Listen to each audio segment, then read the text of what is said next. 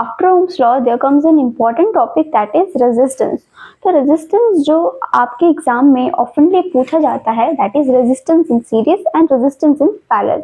यहीं से आपके एमसीक्यूज बनते हैं, यहीं से आपके जो है न्यूमेरिकल्स बनते हैं, ठीक है। बट जो बोर्ड है वो आपको क्या पूछता है कि इसकी डेरिवेशन बताओ कि how can you derivative the expression of resistance in series and in parallel. अब ये डेरिवेशन हम यहाँ पे परफॉर्म करेंगे, दिखाएंगे कि कैसे आपको डेमोन्स्ट्रेट करनी है आपके एग्जाम्स में, ठीक है। तो सबसे पहले हम देखेंगे resistance in series, resistance in series, okay. अब सीरीज में बनाने के लिए रेजिस्टेंस पहले आपको पता होना चाहिए कि what is resistance. We all know resistance क्या होता है। एक ऐसा इंस्ट्रूमेंट होता है, एक इंस्ट्रूमेंट होता है जो हमारे इलेक्ट्रिकल एप्लायंसेस को जलने से, बर्न होने से बचाता है। कैसे बनाता है? क्योंकि वो रेजिस्ट करता है सम अमाउंट ऑफ इलेक्ट्रिसिटी, ठीक है। अब यहाँ पे बोला है रेजिस्टेंस इन सीरीज। अब सीरीज में क्या, आपको पता है सीरीज क्या होती है, 1 by 1। जब कोई चीज एक दूसरे से 1 by 1 कनेक्टेड होती है तो उसको हम बोलते हैं सीरीज में कनेक्ट होना, ठीक है। अब हम यहाँ पे सर्किट की बात कर रहे हैं कि एक सर्किट में हम रेजिस्टेंस को सीरीज में कैसे लगाएंगे, तो वो कैसे लगाएंगे। अब देखो ये आपका रेजिस्टेंस है, ठीक है।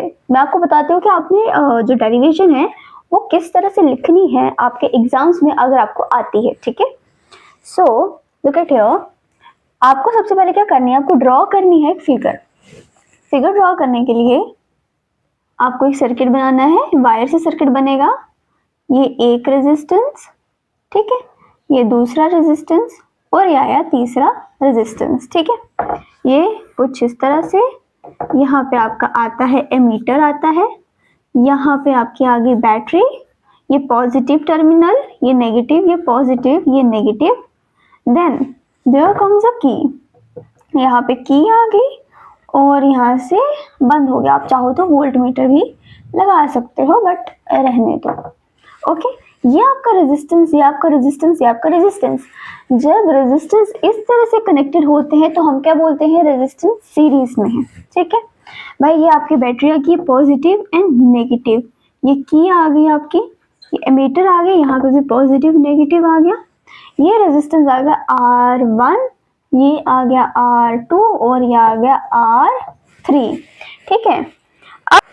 तो अब आप यहाँ पे देखिए, ये आपका रेजिस्टेंस लग गया, ठीक है। यहाँ पे इलेक्ट्रिसिटी की डायरेक्शन कहाँ से होगी, आपको पता है यहाँ से ही होती है, फ्रॉम दिस वे। इस तरह से इलेक्ट्रिसिटी यहाँ से जाएगी। अब इलेक्ट्रिसिटी मतलब यहाँ से करंट मूव कर रही है, आई मूव कर रहा है। अब आप देखो कि सीरीज में चल रही है, ठीक है। यहाँ से भी करंट आई जाएगी, यहाँ से भी, यहाँ से भी। कोई नई करंट थोड़ी ना गई, नई करंट इन द सेंस जैसे आप पैरेलल में देखोगे, ये आपका पैरेलल में होगा, ये ऐसे ऐसे ऐसे, ठीक है, कुछ इस तरह से। ये डायग्राम नहीं अच्छी, ऐसे, ठीक है। यहाँ पे होगा, यहाँ पे होगा, यहाँ पे। जब ऐसे होगा ना, जब यहाँ से करंट आई जाएगी तो यहाँ पे करंट बट जाएगी, ठीक है। ये I1 हो जाएगा, I2, I3। मेरा कहने का मतलब है पाथ चेंज हो जाएगा, बट यहाँ पे करंट का पाथ एक ही रह रहा है, जिसकी वजह से करंट जो है अपने एज इट इज फॉर्म में ही रहेगी, दैट इज I करंट ही रहेगी। इसमें भी आई, इसमें भी आई और इसमें भी आई, ठीक। और यहाँ पे अगर मैं बात करूं कि रेजिस्टेंस के बीच में, बिटवीन द टू रेजिस्टेंस हमारे क्या होता है, बिटवीन द टू रेजिस्टेंस हमारा क्या होता है, हमारा पॉइंट्स होते हैं जिसके मदद से हम क्या मेजर करते हैं, पोटेंशियल डिफरेंस मेजर करते हैं, ठीक है। ये ए आ गया पॉइंट, ये ए और ये बी, ये आ गया सी और ये आ गया डी, ठीक। ये आया समझ, ये आया समझ। ये क्यों मैंने लिखा ए टू बी, क्योंकि अगर आप यहाँ से रेजिस्टेंस ड्रॉ करते हो, अगर आप सिंपल भी सर्किट बनाने की कोशिश करते हो तो यहाँ पे आप रेजिस्टेंस ड्रॉ करते हो, यहाँ पे आप ए लिखते हो और यहाँ पे आप बी लिखते हो, मतलब पॉइंट के नाम देते हो। क्यों देते हो? क्योंकि आपको वी मेजर करना पड़ता है। वी मतलब पोटेंशियल डिफरेंस। पोटेंशियल डिफरेंस क्या होता है? Potential difference is the measurement of electric current, measurement of electricity from one point two another. तो वही चीज यहाँ पे मेजर की है, measurement of electricity from one point two another. समझ आ गया? आ गया, बिल्कुल। अब यहाँ पे देखो ये R1, R2, R3 है। अगर हम कंबाइंडली फॉर्म में लिखे बेटा, अगर हम इसको प्लस कर दें, R1, R2 और R3 को प्लस कर दे तो क्या आता है? रेजिस्टेंस आता है। तो हम बोल रहे हैं यहाँ पे कंबाइंड रेजिस्टेंस जो हो जाएगा वो R हो जाएगा। ठीक है। पोटेंशियल डिफरेंस भी सबका अलग अलग है, बेशक करंट एक ही है लेकिन पोटेंशियल डिफरेंस अलग अलग है। क्यों? क्योंकि यहाँ पे पॉइंट्स अलग अलग हैं, ठीक है। ये A to B, B to C, C to D, तो ये आ जाएगा V1, V2 and V3, visible है। तो यहाँ पे जो होगा, अगर हम कंबाइंडली बात करें तो कंबाइंडली जो पोटेंशियल डिफरेंस होगा वो होगा V, ठीक है। समझ आया यहाँ तक? तो ये आपको डायग्राम आपको ड्रॉ करनी है, ओके। ये इसको भूल जाओ, ये मैंने सिर्फ समझाने के लिए किया है। मैं इसलिए स्टार्टिंग में इतना समझाती हूँ क्योंकि इट इज मैं चाहती हूँ आपको समझ आए, आपको रट्टा मारने की जरूरत नहीं हो, ठीक है। ये हो गई हमारी फिगर हो गई, ओके। अब हम करेंगे डेरिवेशन। डेरिवेशन कहाँ करी, जगह ही नहीं बची है। हम अब इसको फिर से साफ करेंगे और फिर से हम देखेंगे कि डेरिवेशन हम कहाँ लिखें। ओके, अब हम आते हैं हमारे रिटन पोर्शन पे जहाँ पे हम डेरिवेशन करेंगे रेजिस्टेंस इन सीरीज की, ठीक है। जो मैंने आपको पहले फिगर बताई वो आपको एज इट इज ही ड्रॉ करनी है in your examination. Then after क्या लिखेंगे आप, रेजिस्टेंस इन सीरीज की डेफिनेशन लिखेंगे जहाँ पे आप ये बताएंगे कि रेजिस्टेंस इन सीरीज क्या होता है। अब देखो, एक रेजिस्टेंस कनेक्ट होगा तो वो तो सीरीज में नहीं होगा ना, वो तो एक ही रेजिस्टेंस रहेगा एक सर्किट में। बट जब दो या दो से ज्यादा रेजिस्टेंस एक दूसरे से एंड टू एंड कनेक्टेड होते हैं तब हम उन्हें कहते हैं कि ये जो है, ये रेजिस्टेंस जो है सीरीज में कनेक्टेड है, ठीक है। वही चीज यहाँ पे मेंशन है, three resistance are said to be connected end to end each other so that the same current, यहाँ पे देखो कि करंट जो है आपकी सेम फ्लो हो रही है, same current flowing through them all of them. Resistance ये डिफरेंट टाइप ऑफ रेजिस्टेंस है, इनमें से सेम करंट फ्लो हो रही है, करंट का पाथ चेंज नहीं हो रहा है, तभी हम इसको हम बोलते हैं कि ये सर्किट जो है सीरीज वाला है, ठीक है। मैं तो चाहती मैं यहाँ पे खुद डेमोन्स्ट्रेट कर देती सारी लिख के, बट टाइम कम है और वीडियो लंबी हो जाएगी, ठीक है। तो अब देखो डेरिवेशन कैसे करनी है। अब आपको क्या करना है, आपको फिगर ऊपर बनाई है आपने, ठीक है, फिगर आपने लिख दी। अब आपको क्या करना है, आपको नीचे रिटन में आपको फिगर को देखते देखते आपको अपना सारी थ्योरी प्रिपेयर करनी है। जैसे कि आपने क्या लिखा, फ्रॉम द फिगर, यहाँ इन द फिगर नहीं लिखना, from the figure we can see that the resistance between A and B, A और बी में रेजिस्टेंस क्या है, R1 है, दिख रहा है ना, और B टू C में रेजिस्टेंस क्या है, R2 है, C टू D में है R3। ये आपने लिख लिया, रेजिस्टेंस वाला काम खत्म हो गया। देन मैंने आपको फिगर में बोला था कि जो कंबाइंड रेजिस्टेंस है R1, R2, R3 का वो होता है R, तो आपने वही चीज यहाँ पे मेंशन की है, let the combined resistance be R, क्योंकि ये चीज आप लेट कर रहे हैं, ठीक।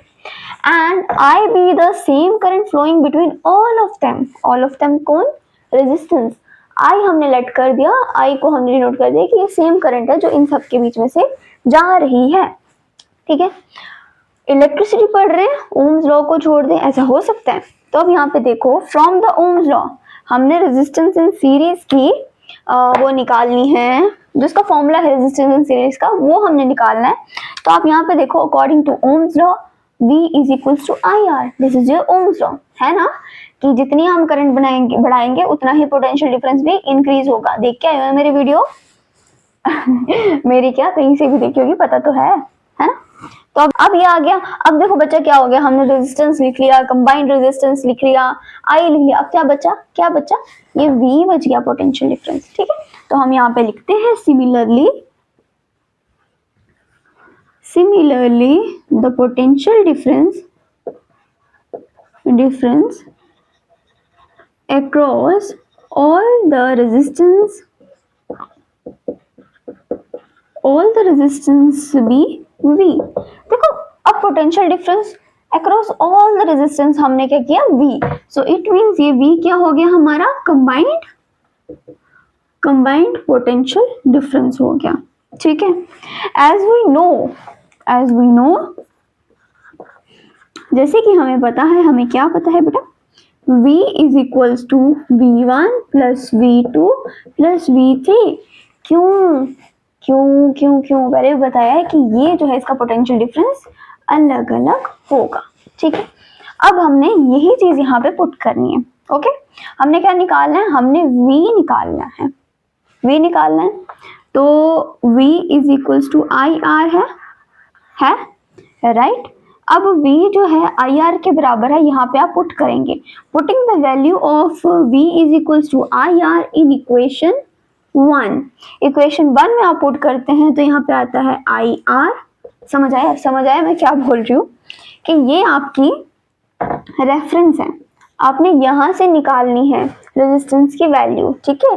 ये आप इक्वेशन 1 लिख के चलो, ये आपका क्या है, ये आपका ओम्स लॉ है, ठीक है। यहाँ पे आपको वैल्यू पता चल गई है V की, और वो वैल्यू को आपने यहाँ पे पुट करना है, ठीक है। समझ आ गया होगा। ये V1 आ गया तो IR1। मैं I क्यों इसको ऐसे लिख रही हूँ, इसको 1 2 की फॉर्म में क्यों नहीं लिख रही, क्योंकि जो करंट है वो सेम है, ठीक है, बट रेजिस्टेंस जो है वो चेंज्ड है। प्लस IR2 प्लस IR3, ठीक। ये IR आ गया, इसमें से I को कॉमन करो, I को कॉमन कर दो, R1 plus R2 plus R3, ठीक है। ये और ये कट गया तो आपका रेजिस्टेंस क्या आ गया, resistance is equals to R1 plus R2 plus R3। So this is a formula of resistance in series, आपको यही डिराइव करना था, ठीक है।